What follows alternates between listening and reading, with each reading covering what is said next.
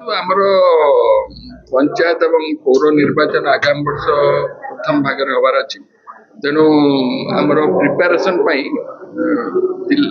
Division ସ୍ତରରେ ଜିଲ୍ଲାପାଳଙ୍କର ଆମେ conference କରୁଛୁ ଏବଂ ସମ୍ବଲପୁରରେ ଆମେ 13 ତାରିଖରେ କରିଥିଲୁ, କଟକରେ 17 ତାରିଖ, ଆଜି ଏଠି ଇଏରେ ଦକ୍ଷିଣ ଅଞ୍ଚଳ ରାଜସ୍ୱ କମିଶନରଙ୍କ ଅଣ୍ଡରରେ 8ଟି ଜିଲ୍ଲାର ଜିଲ୍ଲାପାଳ, डीएम, सब collector, DPO, deputy collector, GNM इत्यादि समस्ते आसिथिले एवं तांकर कौन कौन दायित्व अच्छी एवं से माने आगामी वर्ष भितर कौन कौन आम कर इलेक्ट्रोल रोल ठार आरंभ करके ballot box, ballot paper, booth रो वेरिफिकेशन, टेम्पररी बूथ को बंद करवा इत्यादि इत्यादि से विषय आलोचना है एवं तांकर असुविधा जो प्रीवियस पूर्व इलेक्शन मानक जहाँ असुविधा था से विषय भी आलोचना है ताकि दूर कर से विषय भी आलोचना कर तेणु विशेषकर यहाँ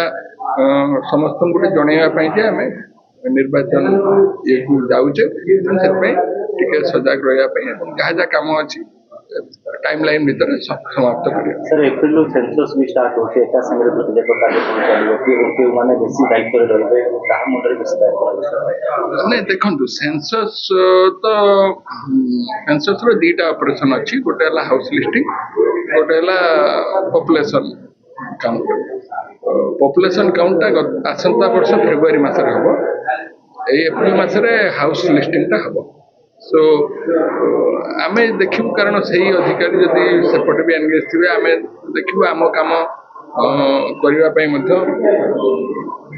जो मैंने बीएलओ अच्छा अंगनवाड़ी वर्कर से मैंने फ्री रहा दरकार तेणु से जदि सेम ये थी निश्चित भाव में आम क्लास जमी न सर नेक्स्ट इलेक्शन पर्यटन आम पहुँचले प्रस्तुत करते पूरी राउरकेला संबलपुर म्युनिसिपल इलेक्शन हो पारे सर तार किसी प्रस्तुति होची देखंतु उभय पुरी और संबलपुर रे हमर हाईकोर्ट रे केस थिला से केस वर्तमान रो परिसमाप्ति घटची किंतु राउरकेला रे केस वर्तमान जाए आउटी सब्जेक्टिस अछि। माननीय हाईकोर्ट रो उभय केस रे राज्य सरकार को दायित्व दैछंती या ऊपर डिलिमिटेशन टा करी এবং इन द मीन टाइम पूरी को मध्य राज्य सरकार म्युनिसिपल कॉर्पोरेशन रे कन्वर्ट करिया पय नोटिफिकेशन प्रिलिमिनरी नोटिफिकेशन करछंती, फाइनल नोटिफिकेशन आगामी दिन रे करिवे। तेणु कॉर्पोरेशन वंस हला परे पूरी रो जो वार्ड संख्या अति कम रे 40 टी होबा पड़े, वर्तमान 32 टी वार्ड अछि। तेणु डिलिमिटेशन आउथरे हबो एवं डिलिमिटेशन होगी रिजर्वेशन होगी कम सरले आम निर्वाचन कर संबलपुर राज्य सरकार को हाईकोर्ट निर्देश देते डिलिमिटेशन करने राउरकेला से कम माने सब्जेक्टिस अच्छी से फाइनल ऑर्डर है। सर नूतन भाव में एनएससी जो म्युनिसिपालिटी घोषणा विधि व्यवस्था चली आरंभ कला हाँ आम जेहेतु आईन अनुसार थरे गोटे नोटिफिकेशन हेले आमर 6 मास भितर सेठी एनएससी बा म्युनिसिपालिटी कन्स्टिट्यूट हवा दरकार, कन्स्टिट्यूट माने इलेक्शन हवा दरकार एवं तार फास्ट मीटिंग हवा दरकार। तेणु आम राज्य सरकार को लिखिचु निकट अतीत जेहेतु नोटिफिकेशन अधिकांश एनएससी रो नोटिफिकेशन 31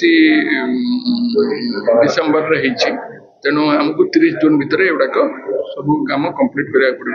तेणु सेठिकार डिलिमिटेशन तापर रिजर्वेशन यही दायित्व होची राज्य सरकार सेटा करके देले आमे तापर इलेक्टोरल रोल तैयारी करू, जो delimitation ward wise electoral roll तैयारी हो, इलेक्टोरल रोल तैयारी हो, पब्लिकेशन ऑब्जेक्शन हियरिंग तार भी गोटे प्रक्रिया अच्छी सेटा सब हैला परे तापर निर्वाचन प्रक्रिया हो।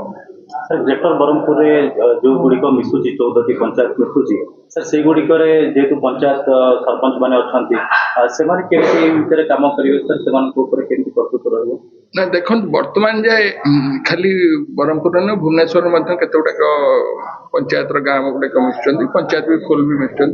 तेणु जिते ସେଟା ନୂଆ ଡିଲିମିଟେସନ ହବ। ଧରନ୍ତୁ ଭୁବନେଶ୍ୱରରେ 67ଟି ୱାର୍ଡ ଅଛି, ବର୍ତ୍ତମାନ ନୂଆ ଏରିଆ ଯୋଉଟା ମିଶିଲା ସେଠି ଆଉ କେତେଟା ୱାର୍ଡ ହବ କି ଏଇ ୱାର୍ଡରୁ କିଛି ଭାଙ୍ଗିକି ତା ସହିତ ଯୋଡ଼ିକି ଆଉ କିଛି ୱାର୍ଡ କରିବେ, ସେଟା ହଉଛି କଲା ପରେ ତାପରେ ସେଠି ମଧ୍ୟ ଇଲେକ୍ଟ୍ରାଲ ରୋଲ ସେ ୱାର୍ଡ ୱାଇଜ ତିଆରି ହବ ଏବଂ ସେ ଅନୁସାରେ ତାପରେ ନିର୍ବାଚନ ହବ। ତାର ପ୍ରକ୍ରିୟା ହଉଛି ପ୍ରଥମେ ଡିଲିମିଟେସନ ରିଜର୍ଭେସନ, ତାପରେ ଇଲେକ୍ଟ୍ରାଲ ରୋଲ ପ୍ରିପାରେସନ, ତାପରେ ଯାଇକି ଇଲେକ୍ସନ। इसमें किसी प्रोसेस का विलम्ब होगी जो मतलब नवा म्युनिसिपालिटी एमएससी जो ହେଲା ନାଇଁ ନାଇଁ ତାର ପାଇଁ ଯୋଉଟା ନୂଆ ହେଇଛି ତା ପାଇଁ ତ ଆଇନ ଅଛି ନା 6 ମାସ ଭିତରେ ହବାକୁ ପଡ଼ିବ। ଆମର ଯୋଉଟା ଏକ୍ଜିଷ୍ଟିଂ ଅଛି ସପୋଜ ବ୍ରହ୍ମପୁର ହେଲା ଭୁବନେଶ୍ୱର ହେଲା ତାର ବିଧିବଦ୍ଧ ଭାବେ ଏପ୍ରିଲ 27ରେ ତାର 5 ବର୍ଷ କମ୍ପ୍ଲିଟ ହଉଛି। ସେତେବେଳେ ସୁଦ୍ଧା ଆମର ନୂଆ ବଡି ହବା ଦରକାର, ସେଇଟା ହଉଛି ତାର ଆଇନ ଅନୁସାରେ ତାର ପଞ୍ଚାୟତ ପୌର ନିର୍ବାଚନ ପାଇଁ ବୁଥ ବଢିବ କି ଯୋଉଟା ନୂଆ ଏନ୍ଏସି ବା ମ୍ୟୁନିସିପାଲିଟି ହଉଛି ବା ନୂଆ ଏକ୍ଜିଷ୍ଟିଂ ମ୍ୟୁନିସିପାଲିଟି ବା କର୍ପୋରେସନ ଗାଁ ଗୁଡ଼ିକ ମିଶୁଛି ସେଇଠି ଡିଲିମିଟେସନ ହବାକୁ ପଡ଼ିବ। ସପୋଜ ଗୋଟେ ପଞ୍ଚାୟତରୁ 5ଟା ଗାଁ ଅଛି, 2ଟା ଗାଁ ମିଶିଗଲା କି ଗୋଟେ ଗାଁ ମିଶିଗଲା, ତେଣୁ ଯୋଉ 4ଟା ଗାଁ ରହିଲା କି 3ଟା ଗାଁ ରହିଲା ତା ଭିତରେ ୱାର୍ଡ ଗୁଡାକ ପୁଣି ରିକନଷ୍ଟିଚ୍ୟୁଟ ହବ। ତା ଛଡା ଅଲଗା ଜାଗାରେ ଜେନେରାଲ ଡିଲିମିଟେସନ ହବାର ମାନେ ସମ୍ଭାବନା କମ, କାରଣ ପପୁଲେସନ ବେସିସ୍ ସେନ୍ସସ୍ ଯେହେତୁ 11 ମସିହାରେ ହେଇଥିଲା ସେଇ ଅନୁସାରେ 17 ମସିହାରେ ଡିଲିମିଟେସନ ହେଇଯାଇଛି, ଆଉ ନୂଆ ହବାର ସମ୍ଭାବନା କମ। ଗାଇଡଲାଇନ ଆସିବ ବୋଲି ଆଶା ରଖିବା ପଞ୍ଚାୟତ ନିର୍ବାଚନ ଗାଇଡଲାଇନ ଏବେ ସୁଦ୍ଧା ଆସିବ ବୋଲି ଆଶା ରଖିବା। ପଞ୍ଚାୟତ ନିର୍ବାଚନ ଗାଇଡଲାଇନ ହଉଛି ଆସିବ, ପଞ୍ଚାୟତ ନିର୍ବାଚନ ପ୍ରାୟ 4 ମାସ ପୂର୍ବରୁ ଆସିବ, ଏବେ ଆସିବନି। ପଞ୍ଚାୟତ ଇଲେକ୍ସନ ପରେ ଆଉ ପୌର ଇଲେକ୍ସନ କେତେ ଦିନ ପରେ ହବ? ମାସେ ଭିତରେ ହବ। ସାର୍ এই ଯୋଉ ଡିଲିମିଟେସନ ହବ ସାର୍ यार ପ୍ରୋସେସ କେବେ ଷ୍ଟାର୍ଟ ହବ? ନାଇଁ ଏଇ ଯୋଉ ଡିଲିମିଟେସନ ଯୋଉଟା ନୂଆ ଯୋଉଟା ଏନ୍ଏସି ହେଇଛି ସେଗୁଡିକର ତ ଏବେ ଇମିଡିଏଟଲି ଆରମ୍ଭ କରିବାକୁ ପଡିବ, କାରଣ ଆମର ଯୋଉ ଇଲେକ୍ଟ୍ରାଲ ରୋଲ ବା ଭୋଟର ଲିଷ୍ଟ ତିଆରି ହବ ତାର ପ୍ରକ୍ରିୟା ହଉଛି ପ୍ରାୟ 45 ଦିନ, ଆଉ ଭୋଟ ପ୍ରକ୍ରିୟା ପ୍ରାୟ 35 ଦିନ। ତେଣୁ ସେଇ ଅନୁସାରେ ବ୍ୟାକ୍ କାଲକୁଲେଟ କରିକି ଆମର ହିସାବରେ ମାର୍ଚ୍ଚ ମାସ ଶେଷ ସୁଦ୍ଧା ଏଗୁଡିକ ସରିବା ଦରକାର, ଡିଲିମିଟେସନ ରିଜର୍ଭେସନ କାମ ସରିବା ଦରକାର। ଯୋଉ ପଞ୍ଚାୟତ ଗୁଡ଼ିକ ମିଶିଗଲା ଏବେ ନୂତନ ଭାବରେ ଏନ୍ଏସି ବା ପୌରପାଳିକାରେ ମିଶିଗଲା ତାପରେ ସାର୍ ସେଠି କିଭଳି ଭାବରେ କାର୍ଯ୍ୟଧାରା ଚାଲିବ?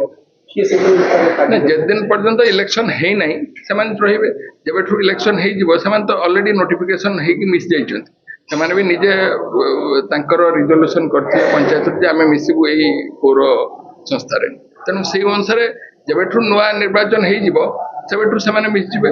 ସାର୍ ଲୋକମାନେ କନଫ୍ୟୁଜନ ହଉଛନ୍ତି ଯେ ଯୋଉମାନେ ମିଶିବେ ବର୍ତ୍ତମାନ ମିଶିବେ ଯେ ପର୍ଯ୍ୟନ୍ତ ଇଲେକ୍ସନ ହେଇନି ସେଠି ଇଲେକ୍ଟ୍ରାଲ ବଡିଟା କିଏ ରହିବ, ମ୍ୟୁନିସିପାଲିଟି ରହିବ କି ନା ବର୍ତ୍ତମାନ ଇଲେକ୍ସନ ନହେଲା ପର୍ଯ୍ୟନ୍ତ ଯିଏ ଏକ୍ଜିଷ୍ଟିଂ ଅଛି ସେମାନେ କଣ୍ଟିନ୍ୟୁ କରିବେ। ସାର୍ ଯୋଉ ଅଭିଯୋଗ ଆସିଛି ଯୋଉ ପଞ୍ଚାୟତ ମିଶ୍ରଣକୁ ନେଇକି ଅଭିଯୋଗ ଆସିଛି ସେଇଠି ପ୍ରକ୍ରିୟା କଣ କରାଯିବ? ମୁଁ ସେ ବିଷୟରେ କହିପାରିବିନି, କାରଣ ଏଟା ଗଭର୍ଣ୍ଣମେଣ୍ଟ ଲେବୁଲରେ ନିଷ୍ପତ୍ତି ହେଇଛି। ଗଭର୍ଣ୍ଣମେଣ୍ଟ ଲେବୁଲରେ ଯଦି ଅଭିଯୋଗ ଆସିଛି ସେମାନେ ତାକୁ ଇଏ କରିବେ, ଡିସ୍ପୋଜ କରିବେ।